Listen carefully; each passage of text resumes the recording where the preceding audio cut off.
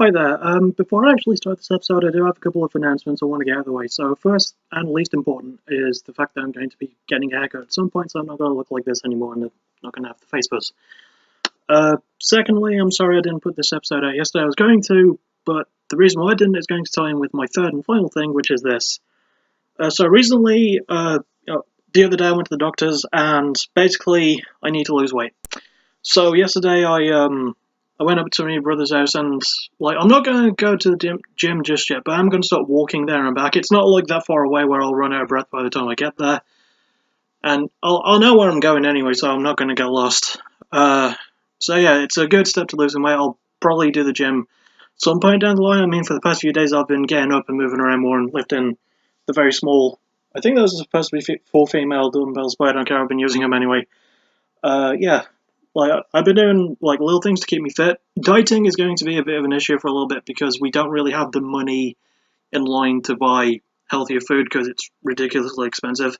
So, when we do, that'll benefit me greatly. But for now, I'm moving around a bit more. So if I start losing weight if you see me looking a bit skinnier and a bit different over the next few months, maybe that's the reason why. So, with that much said, on to the actual episode.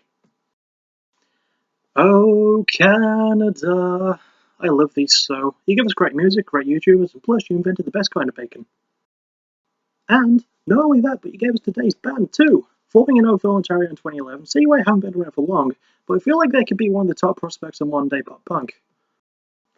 Keeping the same lineup since they first formed, they are proving themselves to be not just one of the brightest pop punk bands today, but one of the funniest as well. And that sense of humour is a very precious thing that's missing from a lot of pop punk, but these guys pulled it off so well. And now, I'm about to tell you how well. It's Backtracking, and this time, it's Seaway, eh? We start off with their 2013 debut titled Hoser. You see what I was going on about with the sense of humour earlier now. Yeah. Anyway, this is the band's only album to come out through the Mutant League label, and I couldn't find anything on producer, so let's just say that it was self-produced, maybe. I don't really know. The album is also the band's shortest, at just shy of 31 minutes. In terms of the album's sound, it's a pretty good debut.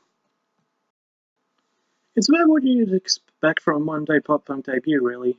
I will say that this might be the band's heaviest work, though. There's a fast pace that's kept throughout the short running time, and none of the band members sound like they're going too slow. Speaking of the band members, yes, it is that classic two-vocalist style that became insanely popularised by bands like 4 Year Strong, but there's a clear difference with Seaway than most other bands.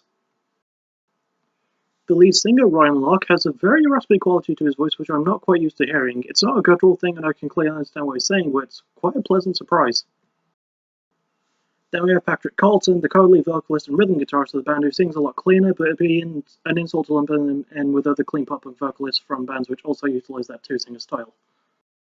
He sounds distinctive enough to me at least, and it helps to complement Ryan's much more raspier style. That being said, whilst there is a lot of good going through this album, there are some issues. The humour can sometimes feel a little bit forced, and there is a sense of the album feeling a bit rushed, which sort of makes sense since the band did release 2 EPs before they released this album. But the band do wind up making the most of what little time they have. Having said that, the timing does lead to some typical post-2010s pop-punk tropes which I don't like, those being songs between 1 and 2 minutes which only adds to the rushed feeling, and the more relevant songs not really appearing enough to make up for that. The placement of some of the tracks is a little bit confusing as well, and just because the band aren't slow doesn't mean that I wasn't when I first heard it. It's a good album, don't get me wrong, but it's difficult to keep up with it at times. Ryan and Patrick's vocals sound really great as they bounce off of each other with good twists and on typical pop-punk subject matter. Andrew's lead guitar work is actually pretty good, with some nice high-note licks and very brief solos here and there, but still enjoyable. Adam Shoji is a great bassist, having good time to shine, and Ken Taylor sounds really good on the drums. And you know me? I like it when a pop-punk drummer enjoys himself, and he certainly seems to be doing just that on the album.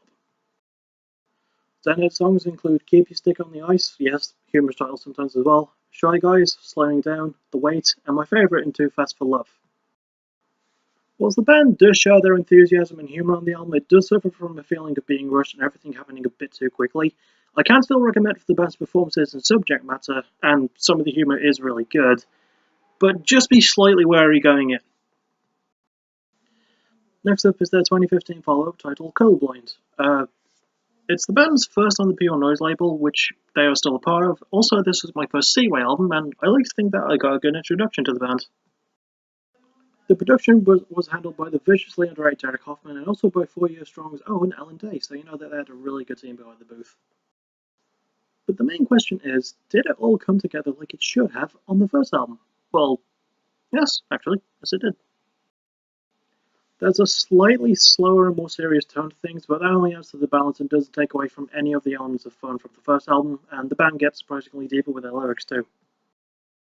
Now, I'll admit, even when I first heard this album, I still liked it, but I listened to it at a time where I had a lot of other albums to catch up on, most of those actually being pop punk. So I sort of wound up lumping this in with the rest of them as a result of that, which was really unfair of me. Now that I'm able to listen to it without being bogged down by other stuff, it's actually pretty enjoyable. Some of the songs that I remember liking from the first time I heard it, I still like now, maybe even more so. It's also a little bit more experimental too, with the vocals having a huge change. Patrick's on vocals still sound clean as all hell, but what surprised me the most was Ryan Locke's vocal work. It also sounds clean, and the production could play a part in that, but it's not forced. It still has that very slightly gravelly tone to it, which I really, really like. It's something that they could have badly overprocessed and made sound like absolute crap in a handbasket, but they didn't. That is the best kind of production you can find in pop punk, and it shows not just how good Derek is, but it also shows how good Alan Day is too. Besides the vocals, the music is experimented with a bit more as well, having more depth to it than even I first thought. The band are not just trying new things, but they're having fun doing it, and that's about what I expected from these guys. Another thing that I like is that it doesn't quite have that rush feeling. Despite the band putting out an EP about a year before Colorblind's release, they actually took their time and put a lot more care into things, which I can appreciate. The band sounds great with new riffs from Andrew standing on point, even trying new solos. The vocals are the standout to me on this album, balanced much better between Ryan and Patrick. Adam's bass is more pronounced this time with a lot better timing and just playing along really well. And Ken's drumming is still really, really good too. Still enjoying himself and still working hard behind the kit. Standout songs include The Day That She Left, featuring Ian Stanger of the band The Full Bless, which I really need to listen to. Trick, in brackets, So Sweet. Stubborn Love, the closing track in Goon, which is a reference to one of my favourite movies ever, so I'm happy with that. And my favourite song, In Our Head. All mistakes that were made on they made on their debut have been more than made up for with this one, showing more care put into things, better production balance, and much better pacing. I can easily recommend it. It's easy to get into. And finally, we reached their third album, Vacation. Released in 2017, it stays with Pure Noise for its worldwide release, but was also released in the band's native Canada through the Dying Alone label. It's also the band's first release without any EPs to come out before it, but the band did appear on 2 compilation albums, the more notable of which was Punk Goes Pop Volume 7. Still, having said that, the album is still pretty damn good. It's their longest at just shy of 39 minutes, but by God is it catchy enough to make up for its running time. Sadly, much like with Hoser, I couldn't find anything on a producer for this one, but let's assume that Hoffman returned from Colorblind and maybe a band member had a hand in it too. Maybe Alan Day, we don't know. And to be honest, the album kind of feels like a concept album at times. Whilst it's not uncommon for pop-punk bands to write songs about girls and relationships and breakups and such, that's handled with a lot more respect on Vacation. It seems to detail a good relationship at the start of the album, but then the female in said relationship wishes to leave the male to go to Hollywood and get famous, and she succeeds, but the boyfriend starts missing his girlfriend and tries to go and find her. Another weird little thing that I noticed at least is the album's title being dropped a few times, at least in the first few songs of the album. And I know, the story's ambiguous and it's not listed as a concept album, but it does feel like one at times. And speaking of the album itself, those who saw my top 10 albums in the 2017 video might have heard this one's name pop up as an honorable mention. Well, if I were just doing pop-punk albums in 2017, this would easily be in my top 5 of that year, maybe even my top 3. There's more balance to things than before, the vocals sound cleaner, and the entire album just feels like a great big blast of summer. It came out about when summer itself kind of ended, but that doesn't make it any less of that kind of album. It's just enjoyable and fun to listen to, and I don't know what it is, but Pure Noise just seems to like one of the best labels to be attached to right now, and since Seaway is part of that family, it's a good sign. Sorry, Hopeless Records, still love you. But yeah, back to this album. So, the production is probably one of my favourite things about it, with many new things being tried to help make the band sound better than before, but another thing is the surprising amount of maturity. The band is 7 years into their career now, and they haven't tried to grow up too fast. They're still having fun with what they do, and there is still that bit of humour, but it's a lot more subtle. even if it doesn't make you laugh, it probably put a smile on your face. I mean, it did that to me. The band themselves are stellar too, with the vocals sounding great. Ryan's own pipes sound amazing and much cleaner, but with no loss of that breath of the fizz, which I really like. And the guitar work is great too, with fewer solos than last time, but still good solos. The bass work is also great, driving things along well and sounding nice and deep, and the drumming just keeps things going well as well, going fast when it needs to and slow when it needs to, and Ken does a great job. Standout songs include Scattered My Ashes Along the Coast So Don't, featuring Caleb Shomo, who was just awesome.